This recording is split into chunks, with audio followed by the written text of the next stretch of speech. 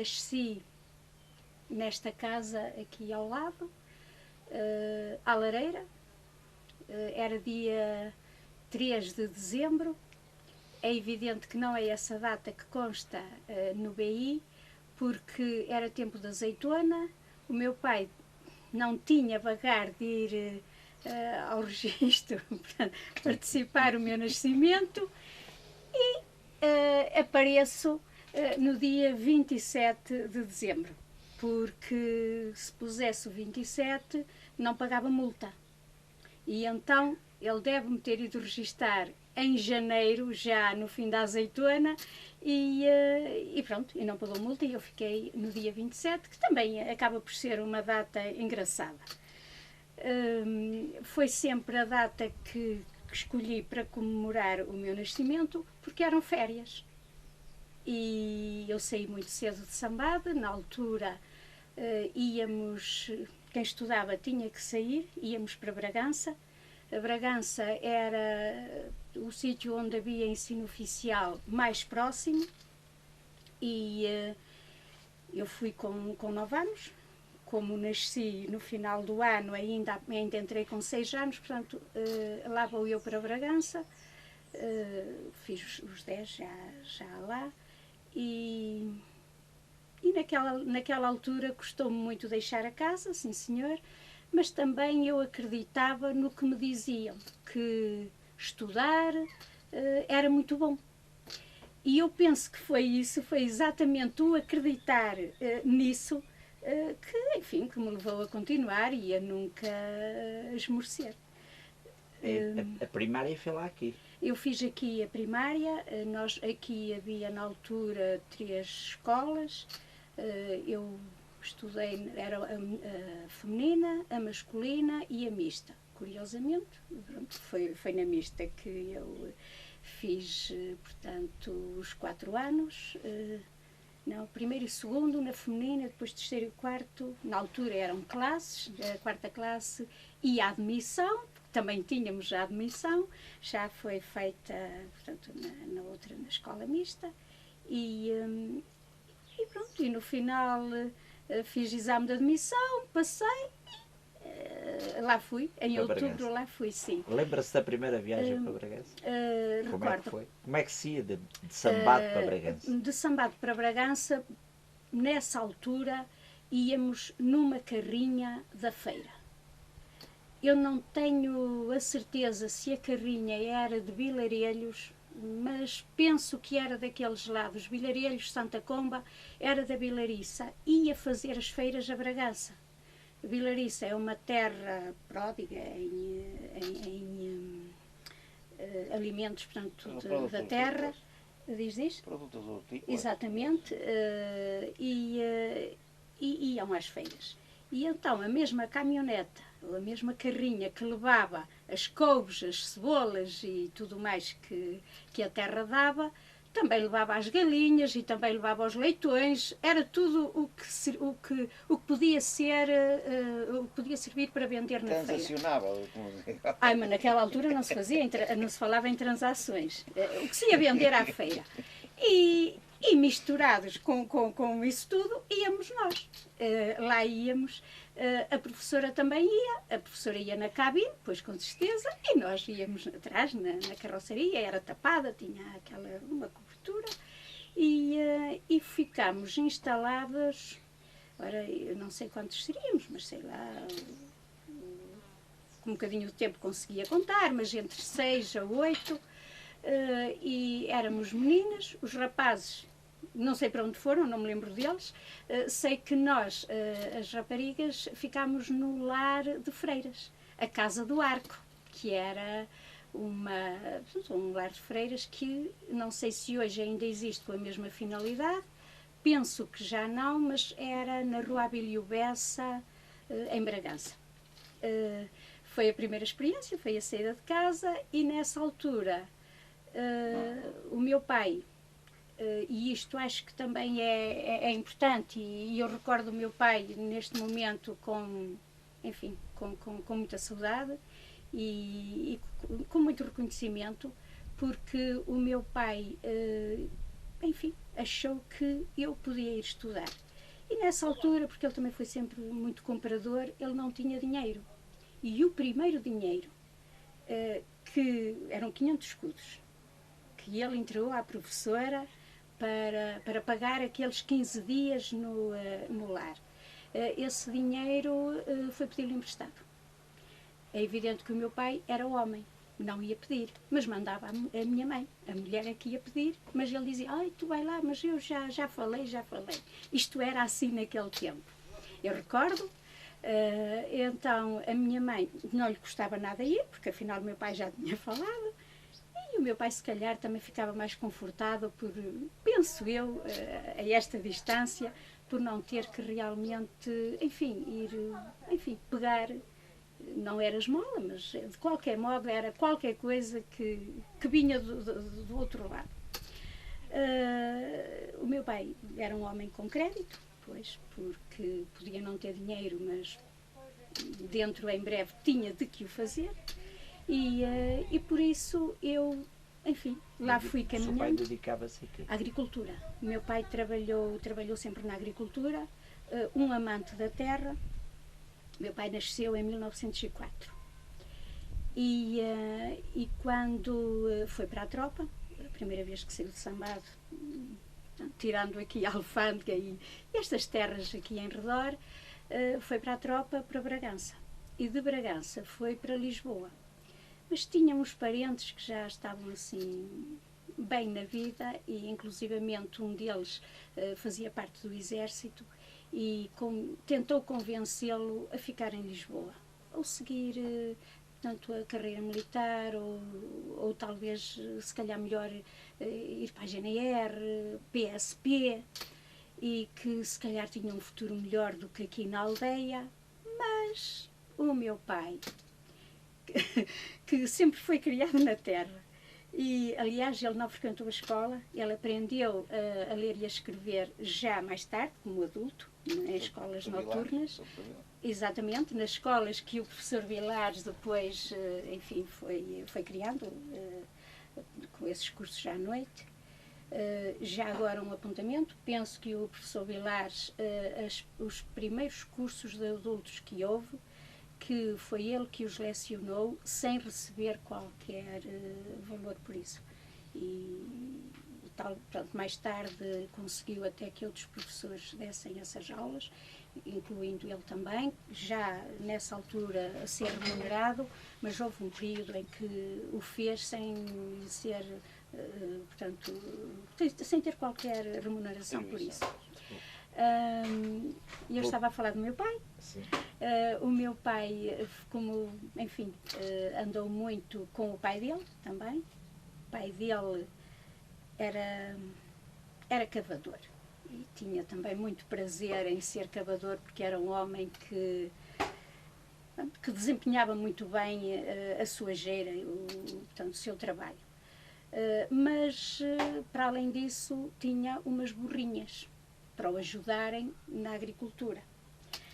O sonho do meu pai, quando andava na tropa, era exatamente passar dos burros do pai para machos. Ter machos era uma grande coisa naquele tempo. E realmente conseguiu. Ele era trabalhador, poupado também, algum dinheiro que ganhou como impedido na tropa. Da tropa não seria muito, não sei precisar, mas sei que ele veio da tropa com dinheiro. Com dinheiro e depois semeou, colheu. Na altura da fome ele tinha a tulha farta de pão e portanto vendia à quarta, uma quarta de pão. Agora também me falham umas medidas, mas era menos que o razão. Era, não sei exatamente quantos litros, porque eram aquelas caixetas, não eram muitos. Mas a fome era muita e a necessidade também, e nessa altura comprava-se mesmo uma quarta de pão para ir matando a fome em casa. E o meu pai nessa altura já tinha pão para vender. Os machos do meu pai acompanharam-no a vida toda. até que também tiveram um fim. O meu pai durou 96 anos e teria uns 92, talvez, e convencemos-lo a vender o cavalo, porque nessa altura já tinha um cavalo, que era um cavalo muito mansinho, que um sobrinho também, enfim, lhe arranjou, era do sobrinho, o sobrinho foi para Bragança e convenceu a ficar com o cavalo, porque também não queria que o cavalo fosse para mãos que o não tratassem bem, tinha confiança no tio que, portanto, o animal seria muito bem tratado e foi. Nessa altura convencemos o meu pai a vender o cavalo porque estávamos sempre preocupados. Há um dia que ele chegou muito tarde, ele saía todos os dias, as pernas já não o ajudavam a andar a cavalo, mas ia na carroça, tinha a carrocita, o cavalo puxava a carroça e ele sentadinho na carroça, tinha uma tábua assim a atravessar e ia ali muito bem. Há um dia em que veio muito tarde, nós estávamos muito preocupados, eu e a minha mãe sobretudo, e a minha irmã, e entretanto ele lá chegou, já de noite, já com estrelas, mas chegou. E a minha mãe assim, oh António, tu não vês, estávamos aqui em cuidos, tu não havias de andar por lá até tão tarde, o que é que te aconteceu? E ele ficou assim, foi o cavalo que foi para o pé da ribeira e depois também não o via, também depois fez-se noite. Mas olha, porque ela tinha-lhe dito, ainda has de morrer no caminho. Assim, olha, mais vale morrer no caminho do que entrebado numa cama. E eu achei aquilo assim tão bonito, assim, é verdade, realmente é isso. E felizmente morreu com 96 anos, pronto, foi a idade, foi o fim, mas sempre bem, sempre agricultor. Sempre agricultor e sempre de bem com a vida. A história do Martinho foi-me contada há uns tempos atrás, que eu aproveitei para publicar numa revista da Festa da Senhora das Neves. Mas se me permitir, vou deitando aqui uns olhinhos para não falhar muito naquilo que é a história, portanto, que é real. Havia um João Batista Afonso e estamos a situar-nos em meados do século passado, portanto, há 100 e muitos anos. Este João Batista Afonso diz-se que, portanto, veio, no fundo, portanto, o nome dele passou para o João Batista Vilares, bastante mais tarde, mas diz-se, não sei se era padrinho, se era íntimo da família, se porque João Batista era um homem, não sei se seria rico, mas pelo menos que se governava muito bem e que, pelos vistos, também era um homem sério e claro que quando há assim uma pessoa, portanto, às vezes até o nome serve para o relembrar. Este João Batista Afonso tinha muito cabimento na altura. E eu digo aqui que ele estava sempre atento aos valores da instrução e preocupou-se muito com o Martinho. A este Martinho de alcunha chamavam o Pica, mas ele terminou o ensino elementar com a maior distinção dentro dos distintos. Ora bem, este João Batista Afonso queria que aquele rapaz, enfim, tivesse um futuro melhor do que aquele que o esperava ficar sempre na terra. Tinha conhecimentos e pensou mandá-lo para o Porto. E diz-se que este rapazinho, portanto, foi a pé, já havia comboio na altura, foi a pé a apanhar o comboio a Grijó e ia vestido com fato de surrubeco, na altura era o que havia, e que o Sr. João lhe tinha arranjado, porque é evidente que se o rapaz ia para o Porto e também ia, enfim, enfim, a benção dele tinha que ir bem apresentado, bem arranjado.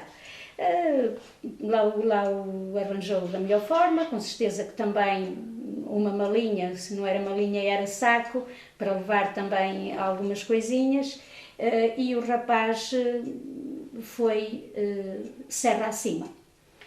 Há um sítio que nem sequer é muito longe da estrada, agora a estrada, na altura o caminho, que é a Fraga da Moura. Fraga da Moura é também um sítio de encantamento, onde se dizia que havia uma moura lá embaixo, num tiar, e, enfim, havia dias em que se sentia mesmo o tiar a trabalhar. E foi nessa zona da Fraga da Moura que o rapaz viu uma coisa a relampar e era um gato de ouro. Quer dizer, ficou muito atrapalhado, sigo viagem, viro para trás, mas acabou por seguir. Portanto, foi para Macedo com o gato. Quando chegou ao Porto, claro, foi vender o gato. E depois diz-se, aqui dizem assim, olha ao Martinho, que foi vender o gato de ouro, mas nem sequer o rabo lhe pagaram. Porque ele não estava a par dos preços, o que lhe ofereceram foi bom, quer dizer, ficou contente e entregou o gato. Aqui depois não sabemos se o negócio foi bom ou mau, portanto diz-se que não foi bom, mas o que é certo é que Martinho, em pouco tempo, era um homem rico. Chegou a ser visconde e casou com uma tal Dona Maria, que era uma senhora que pertencia à Alta Roda, isto no Porto, e de quem houve um filho. Entretanto, há fotografias, portanto, desta gente, da senhora, do filho, que uma família de Covelas, exatamente descendentes deste João Batista Afonso, têm religiosamente guardadas. Têm fotografias e têm garrafas de vinho do Porto. Têm uma que data de 1912 e têm também postais ilustrados e penso que também cartas, mas eu acho que aqui até falo nisso porque na altura foi quando fiz, quando escrevi isto foi a informação que me deram. E o que acontece é que este Martinho nunca se desligou do João Batista Afonso. Portanto, mesmo com as dificuldades daquele tempo, fez sempre questão de estar aqui na festa de Nossa Senhora das Neves. Ficava alojado na casa dele, do Sr. João. Há depois uma Maria do Carmo, que era filha deste João Batista Afonso, que foi viver para o Porto. Foi viver para o Porto, para a casa desse Martinho, porque tinham um filho e claro que queriam arranjar ali o casamento. O casamento não se chegou a concretizar, parece que eles, como ainda eram novos, criaram uma amizade de irmãos. Entretanto, o jovem também faleceu cedo e não houve casamento. Mas esta tal Maria do Carmo veio a casar com um tal Pontes, almirante, e este é que estava ligado aos vinhos do Porto. Eu não sei se hoje ainda existe ou não a família Pontes ligada aos vinhos do Porto, mas naquela altura sim, e motivo porque existe essa tal garrafa de 1912, penso que é a mais antiga, mas depois outras também, que era o vinho de colheita da família que vinha para a casa do Sr. João Batista. Com este Martinho foram também para o Porto duas criadas de Sambade, claro, A Lholha, que era uma Rosalina, e a Jeca, que era uma Angélica. Estas por lá ficaram e eu digo aqui que com certeza que protagonizando e perpetuando outras tantas histórias que dão corpo, portanto, a este entrelaçar de gentes, de culturas, e realmente no Porto há muita gente de Sambade. O meu sogro também foi para o Porto, não nesta altura, mas uns 80 anos mais tarde, talvez. E curiosamente, portanto, o meu marido começou a andar por aqui de muito miúdo e também a apaixonar-se pela história da aldeia muito cedo.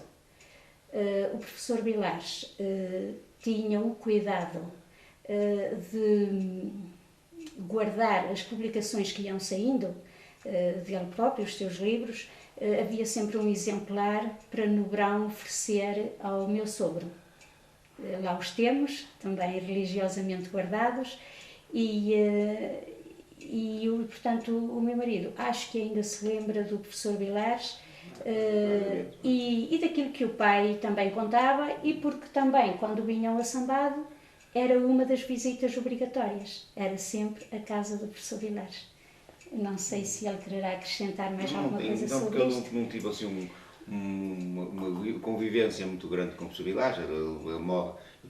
Era muito novito na altura, tinha vindo cá, tinha iniciado as minhas vindas a Sambade, nem tinha noção exatamente do que era o meu pai como falava, e quando me apresentava, ou quando me apresentou, vamos chamar assim, enfaticamente, o professor Vilares, claro que associava ao professor Vilares a figura maior de Sambade, e tudo, no fundo tudo que acontecia em Sambade ele conotava com a intervenção do professor Vilares, que realmente era uma figura em termos culturais e em termos sociais extremamente importante, porque o professor Vilares era realmente aquela grande figura, não é? A personagem de Sambade. Eu lembro do meu pai, quando eu já era assim rapazote, que eu tinha sempre este apelo, podia não ser assim, mas foi mesmo assim. Tipicamente do Porto, eu sou portuense de todos os costados e mais alguns. Eu, neste momento, posso lhe dizer que vivo a cidade do Porto, e quando estou fora da cidade do Porto, vivo ainda mais intensamente. Mas sem renegar a situação, que é realmente grande, eu tinha uma paixão por Sambade, não sei explicar porquê. Desde que conheci Sambade, repare, eu tinha a possibilidade de ir todos os anos nas férias grandes para a praia. Para perto de casa, para a praia todos os anos. Eu não me interessava ir para a praia, meu pai levava-me para a praia e eu estava sempre à expectativa, quando chegava o dia, podemos ir para Sambade. E em Sambade é que era bom. E, portanto, chegava a Sambade, uma semana que passasse a Sambade, 2 semanas que passasse a Sambade, valiam o ano todo.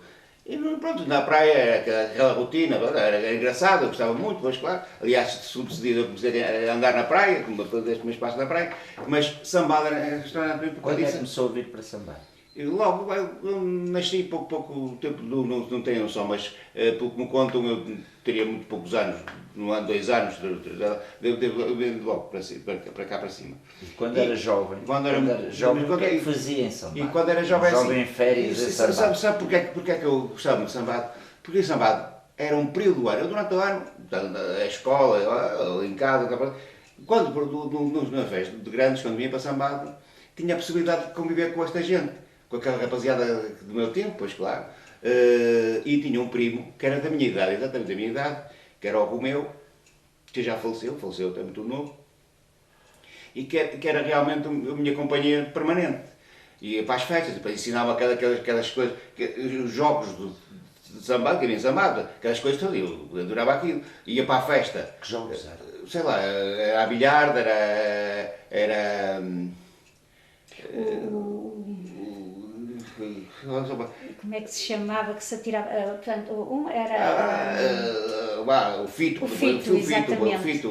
Claro, para crianças não era assim, mas tínhamos os remédios daquilo. Agora lembro da bilhar, das coisas. Da bola, a jogar à pela. Sim, à pela também. E depois eu frequentava muito a casa do povo com o meu primo Romeu. E lembro, eu tenho umas fotografias, não sei de cada ano, mas são engraçadas, que eram tiradas na escadaria da antiga casa do povo, com o meu primo Romeu. E portanto, E a primeira vez que o meu pai me deixou ficar fora de casa, foi a primeira vez que aconteceu isso na minha vida.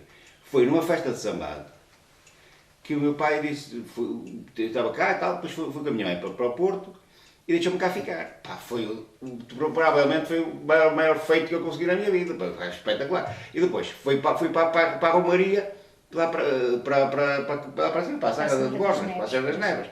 E andei a brigar toda a noite com o meu primo Romeu. Era uma coisa, eu achava engraçado, por acaso, uma coisa que eu tenho, que eles riam-se muito e achavam muito estranho em mim porque eu usava os calções. Usava calções, não usava calças como eles.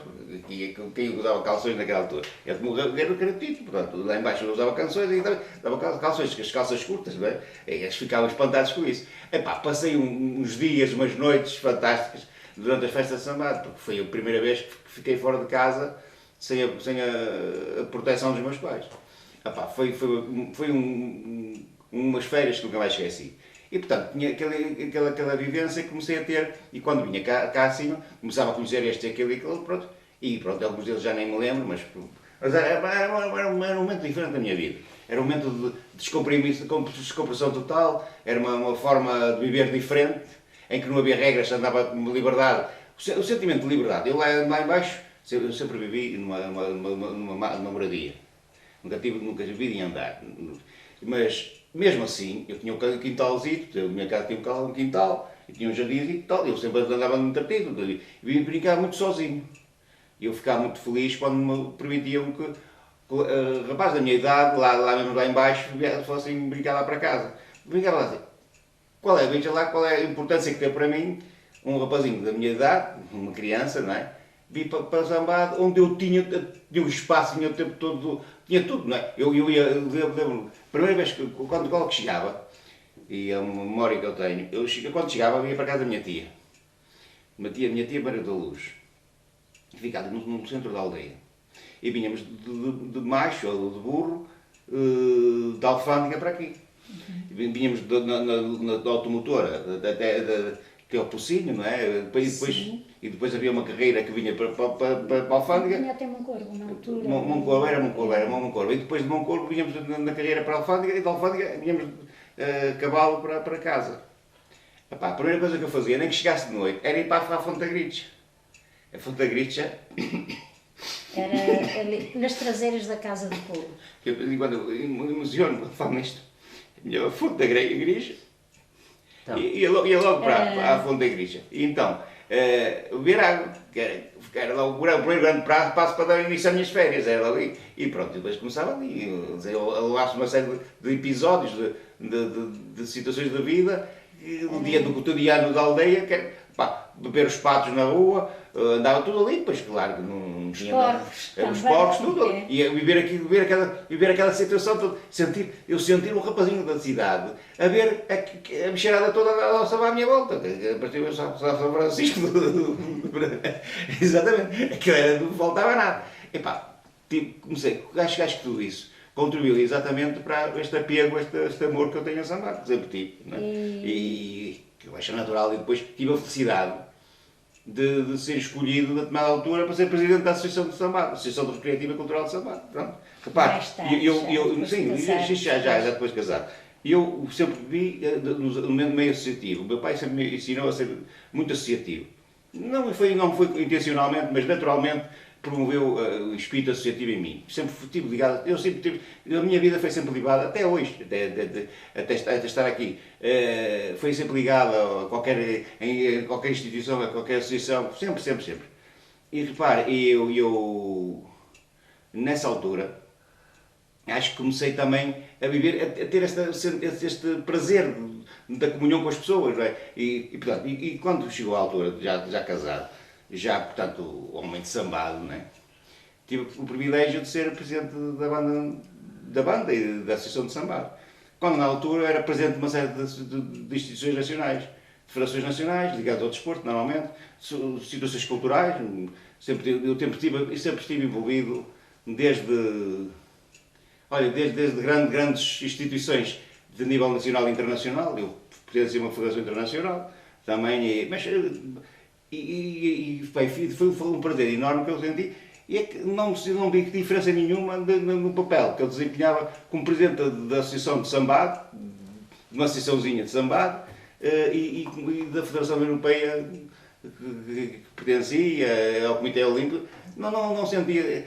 E eu senti que foi tão prestigiante e tão bom para mim fazer parte da Associação de Sambado como. E ainda há banda?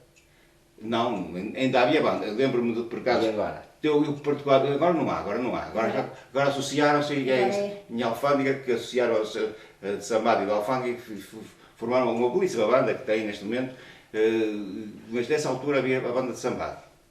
E a banda de Sambado tinha um problema muito grande, que era, eu tenho esse, basta viver um privilégio, isto para mim é tudo privilégios, que fui a pessoa que arranjou o dinheiro, ou eu, juntamente com a minha direção, com a direção da altura, para comprar um instrumental novo, um instrumental completamente novo.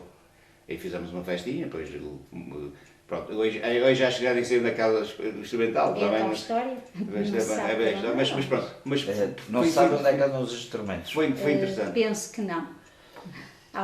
Antigamente, quando se precisava de fazer coisas, quer na Casa do Povo, quer na Misericórdia, quer numa banda de música, recorria-se a peditórios na terra. Como é que isso funcionava? Quando foi da banda, já agora para vamos já esta parte, quando foi da banda, fez-se um peditório às pessoas, mas particularmente às pessoas que estão fora. Os sambanenses que estavam fora, quase todos deram dinheiro. Quer fosse do estrangeiro, quer fosse cá, do Porto concretamente. Aliás, o meu nativo acho que foi do Porto. Mas gente de cá, as pessoas mais ou menos bem abonadas, deixem-me falar assim, em termos financeiros, contribuíram. De uma forma geral contribuíram. E depois houve aqueles apoios oficiais, do Inatel, do Governo Civil. Lembram-se ainda do museu que estava na Casa do Povo? Eu não. Lembro-me do museu. Do professor Vilares, que organizou? Sim, os artigos estavam expostos nos armários com vidro à frente. Recordo-me disso. Recordo-me de um carrinho de bois, que era o meu encantamento, porque era uma miniatura, mas tão perfeita, que na altura, quando eu desejaria ter um carrinho assim. Havia peças também de louça, mas do que eu me lembro melhor é disso. Sei, agora, recordo-me de estar esse museu exposto. Lembra-se em sua casa, como era muito menina, tem a ver com os seus pais, de se falar dos serões da Casa do Povo? Sim, lembro-me. E da importância que tiveram em exatamente, sim. Foi um período, penso que culturalmente muito importante para Sambado.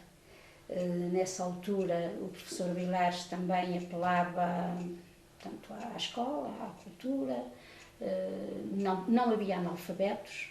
Os analfabetos em Sambado surgem já muito depois do professor Vilares falecer, porque na altura em que ele estava, primeiro, as criancinhas tinham que ir para a escola, mas quando de todo era impossível, porque também havia famílias muito carenciadas, e ele também sabia compreender isso, e então quando em crianças não podiam ir à escola, havia aulinhas noturnas, e quem trabalhava de dia, à noite, ia para a escola, porque era muito importante saber ler e escrever. E Sambado não tinha analfabetos. Foi uma grande vitória do professor. Os serões eram importantes porque os serões era assim, nos serões discutia-se um pouco de tudo, o que ia pelo país. Discutia-se política, evidentemente, mas falava-se de tudo. Havia concursos de quadras e, portanto, as pessoas também se preocupavam em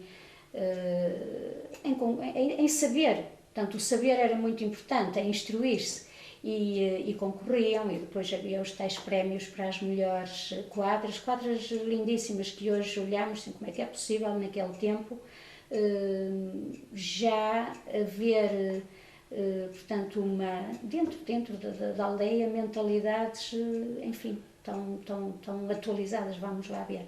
E ainda existem essas quadras? Existem, há registros dessas quadras. E não tenho aqui comigo, mas existem e não é difícil encontrar, se não todas, pelo menos parte. Eu lembrando dos serões da Casa do Povo, lembro-me num pormenor que meu pai me falava, que era a possibilidade que tinham, mas a obrigatoriedade que o professor Vilares fazia, obrigava a cumprir, que era ouvir as notícias na rádio. Não havia eletricidade, e então o professor Vilares tinha uma bateria de automóvel, onde ligava um rádio, que acho que ainda existe lá no espólio lá da Casa do Povo, que estará agora no museu, na escola. Não, estará na associação. Penso que estava ligava o rádio e ouvia as notícias, que dava todas da emissora nacional, assim chamada na altura, as notícias, e obrigava as pessoas a ouvirem e depois comentava. Depois era tema das conversas dos serões, uma das maneiras de animar os serões era ouvir as notícias na rádio, através do fornecimento da fonte de energia, que era a bateria do automóvel, ouvia o rádio e depois comentavam, comentavam as notícias que ouviam. Não é? E já agora, e a bateria, quando era preciso carregá-la, tinham que ir aos Vilares da Vilariça, porque aqui mais próximo não havia forma de o fazer. Mas não havia nada que impedisse a continuação, portanto, de ouvir as notícias e de estarem ali juntos. Eu há bocadinho estava-me a lembrar nos serões, era também a altura. Acabou? Para desmistificar alguns conceitos que havia de bruxarias, e também aproveitava para, enfim, debater o assunto e depois chegavam todos à conclusão de que realmente aquilo não passava do imaginário das pessoas, mas que não existiam bruxas, nem feitiços, nem coisa que se aproximasse disso.